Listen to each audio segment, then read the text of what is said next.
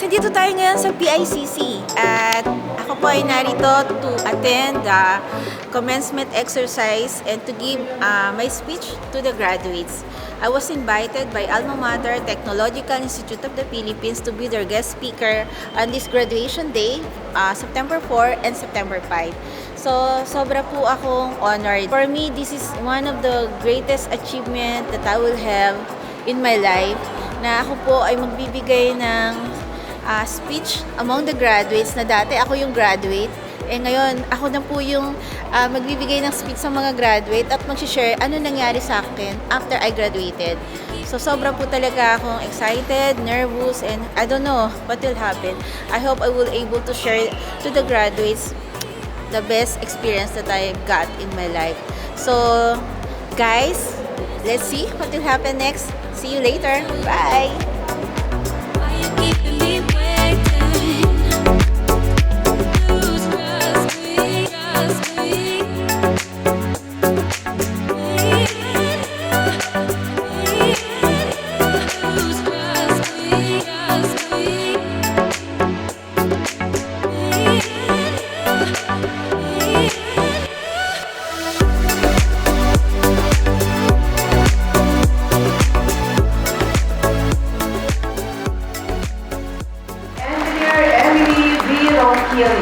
The guest of honor and commencement speaker.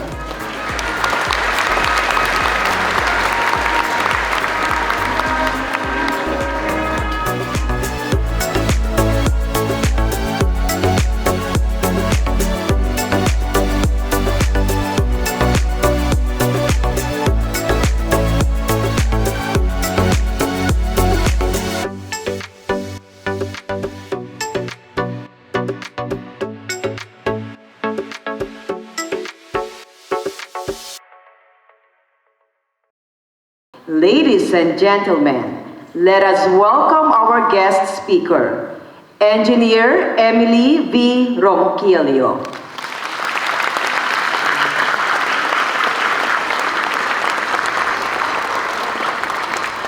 It is my dream and privilege to speak before you, graduates. I was once like you, sitting on those seats, excited to get my diploma and shout to the world, at last, I made it. I'm ready to face the next challenge of my life. I was born to a poor family. My mother is a house helper, and nagtitinda siya ng suman sa madaling araw. Siya din yung gumagawa nun. And my father is a labandero. But my mother and father, who both only finished elementary school, dream of sending me to college and graduate. But how? It was one lunchtime when my mother was so excited to give me an application form. It was a scholarship exam from Monsupona Foundation, Inc. The program was meant for Caviteños who did not have the financial capacity to pursue a college degree. I was already thinking that I would not be selected because there are thousands of Caviteños who are taking the exam. But nothing is impossible to God. When it is His plan, no one can stop it. October 1990, 4.5 years, taking all the summer classes in between. With a degree in Bachelor of Science in Civil Engineering. And also, with the sleepless nights of my mother, doing suman and selling it early and working as kasambahay during the daytime. And I also work. I give my part by also selling Avon, if you're familiar with Avon, and Barclay to my teachers and classmates. So those are the hard times that we made together with my parents for me to graduate.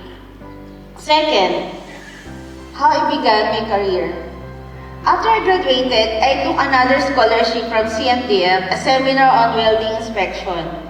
At the same time, I was reviewing the Civil Engineering Board exam every night in preparation for May 1991.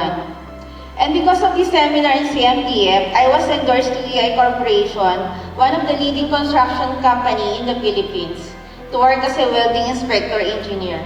While I was in EI, I received the good news of passing the board exam. It was also then that I pursued my dream of having a master's degree in UP So I asked my boss to allow me to leave early for my evening classes. And because my salary was not enough, as I was also supporting my youngest sister on her college study, I took an extra work during weekend, so that's Saturday and Sunday. I believe that time is gold. I didn't want to waste time. I was in a hurry to fulfill my dreams. So I went on to advance my studies and work more. I have a vision to my family for us to have our own house and for us to have a better life for my parents. But after 6 years of work in EEI, I decided to marry the first person that I had a serious relationship with. But later on, I found out that I made the wrong choice, so that made me a single mother. So the last part of my story, how I started my own company. It was 2004 that I resigned from EEI. The company was able to give me 13 years of fruitful experiences. But the salary was not enough. I could not support the studies of my 3 children. Each one was enrolled in an international school. It was my decision because I wanted them to have the best education so that they can also pursue the best career paths for themselves. Establish my own company with no capital apart from the experiences I gained over the years and the determination to support my kids. I remember having 1 desktop and 1 employee. So I started a consulting firm since that I also took a master's degree in structural engineering. Then, with the trust and faith to God as my partner in raising my kids and supporting my parents, a single employee company developed gradually. We began to grow and expand our services. Finally, we became a corporation, December 2006. This is the date that the registration of Chrysler Construction and Development Corporation from Evra Engineering, a consulting firm, to a construction corporation. In 2017, I opened another company named Coronquillo Realty and Development Corporation. We started a realty business. Additionally, I opened a Stairway Cafe and salon as a venturing out of construction and realty industry. In the same year, we also registered Rysel Foundation Inc. The foundation was opened to support children and youth who want to study, like me, belong to families who are unable to financially support their studies. We were able to send to school about 100 elementary and high school students. We were also able to support 7 college graduates from different universities. I wanted to share the same help I received from the time that I was looking for it and pass it on to the next generation. Up to now, we are still supporting a number of youths, and I'm hoping that this time I may have the opportunity to partner with my alma mater for this goal and vision.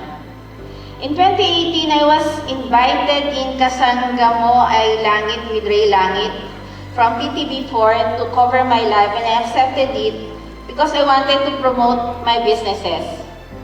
But after this, in 2019, my story captured the interest of Tapatan ni Katuning from ABS-CBN, where I got more exposure, including a promotion and opportunity in Umagang Kay Ganda. The last feature was with My Puhunan with Karen Davila. My business prospered this time, but pandemic came and the cafe closed in 2020. Then in 2022, I started my YouTube channel named Emily Villaflor and still running. You can visit my channel and hope you like and subscribe. And I open it always. Hi guys! In 2012, I returned to my alma mater, TIP Manila, to pursue a bachelor's degree in sanitary engineering. I really love TIP. I also want to study law, but for now, that remains a dream. But right now, as I discussed with our president, I think I would like to get the engineering management because we have it also in TIP now. But who knows, diba? Probably, even at my age, I can still study more. I love to study because I love to learn. Learning does not stop kumbaga, you should continue to learn as you grow older. 19 years have passed since the time I started running the single-employee company. Currently, I have 60 engineers, 40 staff, 800 workers, with more than $1 billion worth of projects. I was almost on the edge of giving up due to the pandemic impact on our company. But God did not forsake me and my company. He also took care of my children and my family. He lifted me from the situation. I trusted Him, obeyed Him, and He never failed in keeping His promises. So now I can say that I'm a living testimony of how great God is. Now, I urge you graduates to express your gratitude to your parents who will do everything to provide you the best they can. To your relatives and friends, to your alma mater, the Technological Institute of the Philippines. I am proud to be an alumnus of a school with a passion of providing the best education to their students. TIP is now internationally accredited and has received numerous awards for excellence in education. Above all, let us thank God, for He alone is a sovereign one that makes all things possible. To God be the glory.